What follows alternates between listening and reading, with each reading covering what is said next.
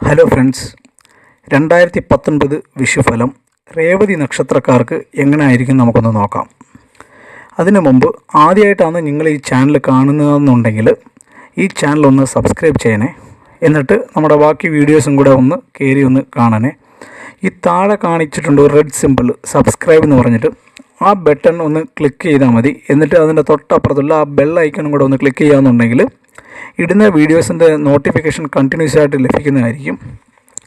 ആദ്യം നമുക്ക് വിഷു എന്താണെന്ന് നമുക്കൊന്ന് നോക്കാം. നമുക്ക് മൊത്തം 12 രാശിയുണ്ട്: മേടം, ഇടവം, മിഥുനം, ഇങ്ങനെ.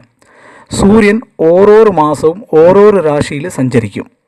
അങ്ങനെ ഒരു റൗണ്ട് കംപ്ലീറ്റ് ചെയ്തിട്ട് മീനം വരെ വന്നിട്ട് മീനത്തിൽ നിന്ന് വീണ്ടും ഒന്നിലോട്ട് കയറുന്ന ആ ദിവസം, അതിനെയാണ് നമ്മൾ വിഷു എന്ന് പറയുന്നത്. ഈ ഓരോരോ വർഷവും വിഷുവിന് ഓരോരോ പേരുണ്ടാവും. ഈ വർഷം വികാരി വർഷം എന്നറിയപ്പെടുന്നത്. അങ്ങനെയാകുമ്പോൾ അതിൻ്റെ അർത്ഥം എന്താണെന്ന് പറഞ്ഞാൽ, വികാരി എന്ന് പറഞ്ഞാൽ വ്രതം അവസാനിക്കുക എന്നർത്ഥം. ഒരുപാട് വർഷങ്ങളായിട്ട് കല്യാണം ആലോചിച്ച് കല്യാണം നടക്കാത്തവർക്ക് ഈ വർഷം ശ്രമിക്കുക എന്നുണ്ടെങ്കിൽ തീർച്ചയായിട്ടും അവർക്ക് കല്യാണം നടക്കും. അതാണ് ഈ വർഷത്തെ ഏറ്റവും വലിയൊരു പ്രത്യേകത. ഇനി ഞാൻ പറയാൻ പോകുന്ന കാര്യം 50% ഏകദേശം ഈ രേവതി നക്ഷത്രക്കാർക്ക് കറക്റ്റായിരിക്കും. എന്തുകൊണ്ട് ഈ 50% ഞാൻ പറയുന്നത്? ബാക്കിയുള്ള 50% ഞാൻ കറക്റ്റായിട്ട് പറയണമെന്നുണ്ടെങ്കിൽ നിങ്ങളുടെ ജാതകം കിട്ടിയാലേ നമുക്ക് പറയാൻ പറ്റത്തുള്ളൂ. അല്ലെങ്കിൽ നിങ്ങളുടെ date of birth, place of birth, time of birth ഇതുണ്ടെങ്കിൽ പറയാൻ പറ്റത്തുള്ളൂ. അതല്ലാതെ ഒരു നക്ഷത്രം മാത്രം വച്ചിട്ട് ആരുടെയും കാര്യങ്ങൾ 100% നമുക്ക് പറയാൻ പറ്റത്തില്ല. അങ്ങനെ പറയാൻ പറ്റുന്ന ഏതെങ്കിലും ജ്യോതിഷന്മാർ പറയാമെന്നുണ്ടെങ്കിൽ അത് വെറുതെ തട്ടിപ്പാന്നർത്ഥം. കാരണം 27 നക്ഷത്രമേ ഉള്ളൂ. പക്ഷേ 27 ഗ്രഹനില മാത്രമല്ല ഉള്ളത്.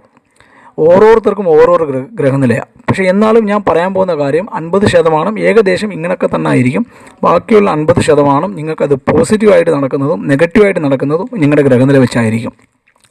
പൊതുവേ വിഷുഫലം പറയുന്നത് 4 ഗ്രഹം എടുത്തിട്ടാണ് നമ്മൾ പറയുന്നത്: രാഹു, കേതു, വ്യാഴം, ശനി.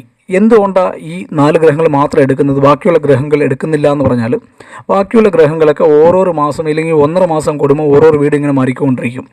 അങ്ങനെ ഉള്ളപ്പോൾ നമുക്ക് വിഷുഫലം നമുക്ക് അത് വെച്ച് നമുക്ക് പറയാൻ പറ്റത്തില്ല. മാസഫലം നമുക്ക് പറയാൻ പറ്റും. ഒരു വർഷം മൊത്തമുള്ള ഫലം നമുക്ക് പറയണമെന്നുണ്ടെങ്കിൽ ഒരേ വീട്ടിൽ തന്നെ ഇരിക്കുന്ന ഗ്രഹം മാത്രം വെച്ചിട്ട് പറയാൻ പറ്റത്തുള്ളൂ.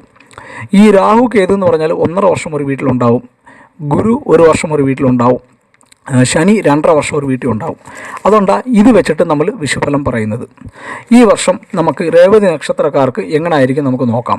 ഈ രേവതി നക്ഷത്രക്കാർക്ക് 4 രാഹു സഞ്ചരിക്കുന്നുണ്ട്.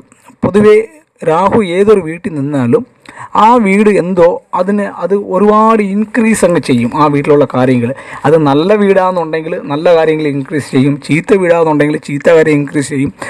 ഏതൊരു കാര്യമായാലും കൂടിപ്പോയി കഴിഞ്ഞാൽ അതൊരു പ്രശ്നം ഉണ്ടാവും. അങ്ങനെ രാഹു എന്ന് പറയുന്നത് ചെറിയ പ്രശ്നം ഉണ്ടാക്കിയിട്ട് പോകും. പക്ഷേ 4 എന്ന് പറയുന്നത് കംഫർട്ട്. പൊതുവെ 4 എന്ന് പറയുന്നത് നമ്മൾ സന്തോഷം. പിന്നെ നമ്മൾ അമ്മയുടെ വീട്, അമ്മയുടെ ബന്ധുക്കൾ, പ്രോപ്പർട്ടീസ്, വീട്, വാസ്തു, പിന്നെ വണ്ടി, ഇതൊക്കെയാണ് ഈ 4 എന്ന് പറയുന്ന സ്ഥലങ്ങളിൽ ഇത് പറയുന്നത്. നമ്മുടെ സേവിങ്സ്. അങ്ങനെയാകുമ്പം ഈ വർഷം ഈ രാഹു എന്ന് പറയുന്നത് ഇതെല്ലാം അങ്ങ് കയറി അങ്ങ് ഇൻക്രീസ് ചെയ്യും. നിങ്ങൾക്ക് നല്ല ഹാപ്പി ആയിരിക്കും, നല്ല കംഫർട്ടായിരിക്കും. ഇല്ലെങ്കിൽ അമ്മയായിട്ട് നല്ല ഒരു അറ്റാച്ച്മെൻറ്റ് ഉണ്ടാകും. അമ്മയുടെ ബന്ധുക്കളെ കൊണ്ട് നിങ്ങൾക്ക് നല്ലൊരു ഗുണമുണ്ടാകും. വീട് മേടിക്കാനും വസ്തു മേടിക്കാനും വണ്ടി മേടിക്കാനുള്ള ഭാഗ്യങ്ങളൊക്കെ ഈ പറയുന്ന രേവതി നക്ഷത്രക്കാർക്ക് ഈ വർഷം നടക്കാനുള്ള ചാൻസ് കൂടുതലായിരിക്കും. പിന്നെ ഇതിനകത്ത് ഉള്ള ഒരു ദോഷം എന്താണെന്ന് പറഞ്ഞു കഴിഞ്ഞാൽ, ഈ 4 എന്ന് പറയുന്ന വീട്ടിൽ തന്നെ നമ്മളെ പറ്റി ആൾക്കാർ കുറ്റം പറയുന്ന ഒരു ഇതും കൂടെ ഉണ്ട്. അങ്ങനെ അതും കൂടെ കൂടുതൽ പറയും. ബാക്കിയുള്ളവർ നമ്മളെ പറ്റി ഒരുപാട് ആവശ്യമില്ലാത്ത കാര്യങ്ങളൊക്കെ പറയും. അതും കൂട്ടും. ഈ വീട്ടിലുള്ള കംപ്ലീറ്റ് കാര്യങ്ങളും അത് കയറി അങ്ങ് ഇൻക്രീസ് ചെയ്യും. അതേ കണക്ക് തന്നെ 9 ഇപ്പം നിങ്ങൾക്ക് വ്യാഴം, ഗുരു സഞ്ചരിക്കുന്നു. അങ്ങനെയാകുമ്പോൾ 9 എന്ന് പറയുന്നത് നമ്മുടെ ഒരു ഭാഗ്യസ്ഥാനമാണ്. നിങ്ങൾക്ക് ഈ വരുന്ന ഒക്ടോബർ വരെ ഗുരു എന്ന് പറയുന്നത് 9 സഞ്ചരിക്കുന്നത്. അങ്ങനെയാകുമ്പോൾ അത് ലക്കും കാര്യങ്ങളെല്ലാം ഉള്ളതാണ്. പിന്നെ ട്രാവലിംഗ് എന്ന് പറയുന്നത് അത് ഉള്ളതാണ്. ട്രാവലിംഗ് ട്രാവലിംഗ് നിങ്ങൾ ചെയ്യുന്നതെന്ന് പറഞ്ഞാൽ, അമ്പലത്തിലേക്കുള്ള ട്രാവലിങ്ങോ ഇല്ലെങ്കിൽ അച്ഛൻ്റെ കൂടെയോ അച്ഛൻ്റെ കണക്കുള്ള ആൾക്കാരെ കാണാനോ ഇല്ലെങ്കിൽ ഗുരുവിന് ഈക്വലായിട്ടുള്ള ആൾക്കാരെ മീറ്റ് ചെയ്യാനുള്ള ഒരിതിനു വേണ്ടി ഉള്ള ട്രാവലിംഗ് ആയിരിക്കും നിങ്ങൾ ചെയ്യാൻ പോകുന്നത് ഈ വരുന്ന ഒക്ടോബർ വരെ. ഈ വരുന്ന ഒക്ടോബർ വരെ ഈ പറയുന്ന രേവതി നക്ഷത്ര കലാകാർ കല്യാണത്തിന് ശ്രമിച്ചാലും അവർക്ക് നടക്കാനുള്ള ചാൻസും കൂടുതലായിരിക്കും. ഈ വരുന്ന ഒക്ടോബർ വരെ ഗവൺമെൻറ്റിൻ്റെ കയ്യിൽ നിന്ന് സപ്പോർട്ട് കിട്ടാനും പിന്നെ ഒരുപാട് നല്ല കാര്യങ്ങളൊക്കെ ഈ വരുന്ന സമയം നിങ്ങൾക്ക് നടക്കും. പിന്നെ ദോഷം എന്താണെന്ന് പറഞ്ഞാൽ, നിങ്ങൾക്ക് 10 ഇപ്പം ശനിയും കേതുവും ഇപ്പോൾ ഉണ്ട്. രാഹു ഏതൊരു വീട്ടിൽ നിൽക്കുന്നോ അതിൻ്റെ ഓപ്പോസിറ്റ് 7ാമത്തെ വീട്ടിലായിരിക്കും കേതു നിൽക്കുന്നത്. അങ്ങനെയാകുമ്പോൾ രാഹു ഇൻക്രീസ് അങ്ങ് ചെയ്യും, കേതു അതിന് കയറി അങ്ങ് ഡിക്രീസ് ചെയ്യും. നിങ്ങൾക്കിപ്പോൾ നിൽക്കുന്നത് ശനിയും കേതും നിങ്ങളുടെ 10ലാണ് നിൽക്കുന്നത്. 10 എന്ന് പറയുന്നത് പൊതുവേ എല്ലാവർക്കും അറിയാം നമ്മുടെ തൊഴിൽ.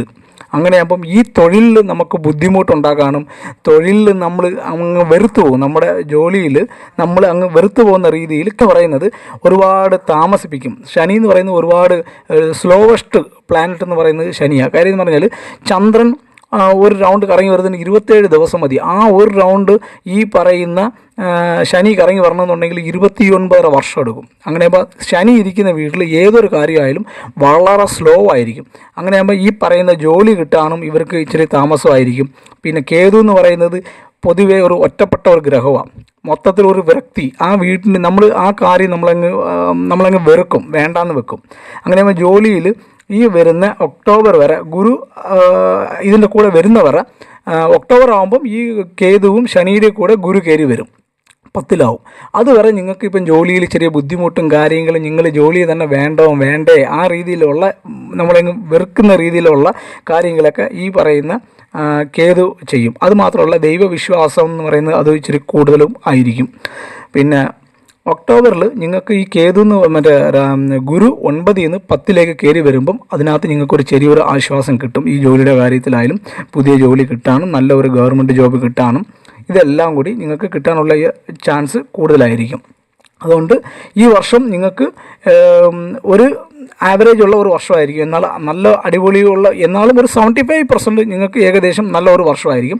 ഈ ഒക്ടോബർ വരെ ജോലിക്കകത്തൊരു ചെറിയൊരു ബുദ്ധിമുട്ടും തടസ്സവും കാര്യങ്ങളും, ജോലി കിട്ടാനുള്ള ഇവർക്കും ബിസിനസ് ചെയ്യുന്നവരായാലും പിന്നെ ഗവൺമെൻറ്റിൻ്റെ കയ്യിൽ നിന്ന് നമുക്ക് എന്തെങ്കിലും കിട്ടുന്ന രീതിയിലുള്ള എന്തെങ്കിലും ഇതുണ്ടെങ്കിലും പിന്നെ മെഡിസിൻസായിട്ട് ബന്ധപ്പെട്ടവർക്കും ഇവർക്കെല്ലാവർക്കും ഈ പൊതുവേ ഈ വരുന്ന ഒക്ടോബർ വരെ ചെറിയൊരു ബുദ്ധിമുട്ടുണ്ടാകും. അത് കഴിയുമ്പം തീർച്ചയായിട്ടും ഗുരു അതിലോട്ട് കയറി വരുമ്പം നിങ്ങൾക്ക് നല്ലൊരു ആശ്വാസം ഉണ്ടാകും.